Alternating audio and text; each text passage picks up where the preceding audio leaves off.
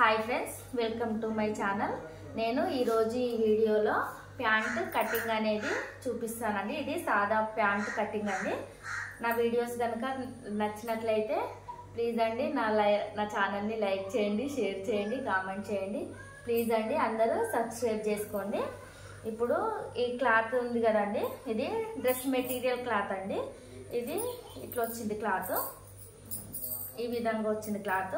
మనము pant cut చేసుకునేటప్పుడు ఖచ్చితంగా 4 మడతలు అనేది మడత పెట్టాలండి. చూస్తున్నారు కదా నేను ఏ విధంగా అయితే మడత పెడుతున్నానో అదే విధంగా మడత పెట్టాలండి. ఇలా 4 మడతలు మడత పెట్టాలండి.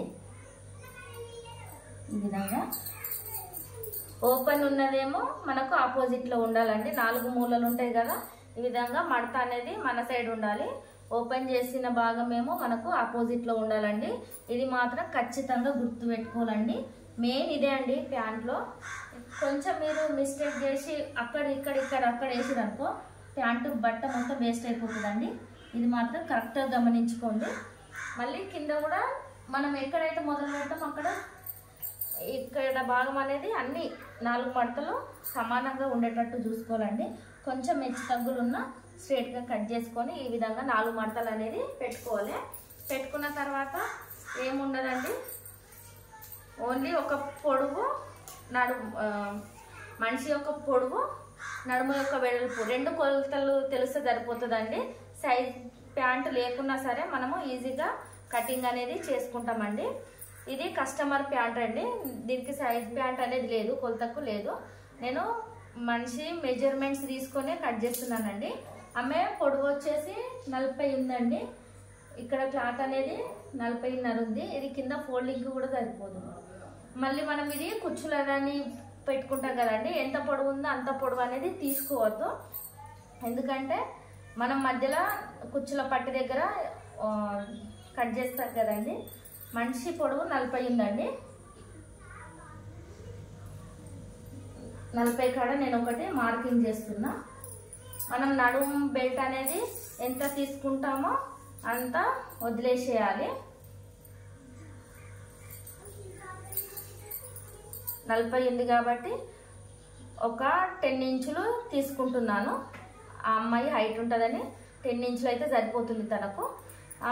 ఆమె పొడవు అనేది 30 ఇంచులు తీసుకుంటున్నాను.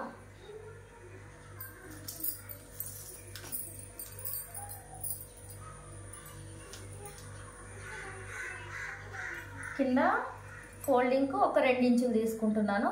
టోటల్గా ఒక 33 ఇంచులు అయితే సరిపోతుంది హైట్.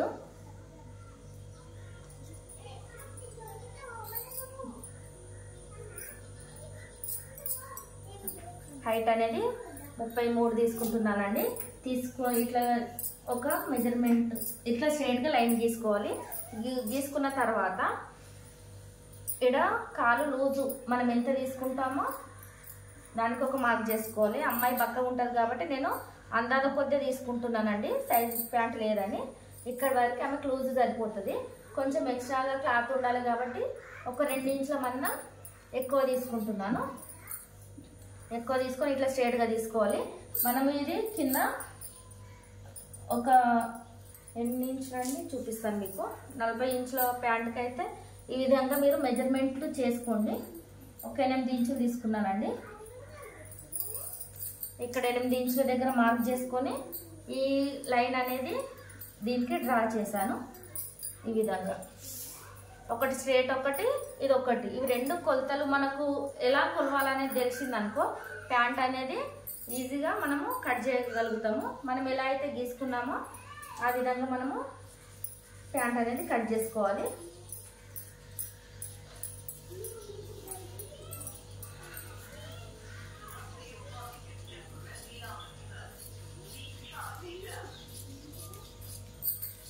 ఇది సైడ్లో కుచ్చులు పెట్టనీకండి.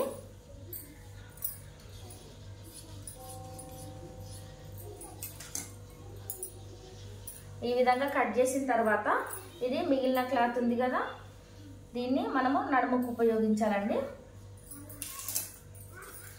అమ్మాయి నడుము వెడల్పు 36 ఉందండి. 36 అంటే 36ను 4 భాగాలుగా చేసుకోవాలి.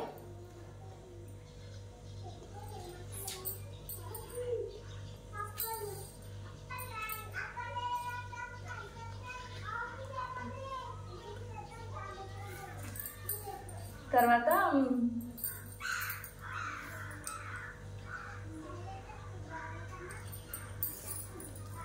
36 కంటే కొంచెం ఎక్కువనే తీసుకుంటున్నా,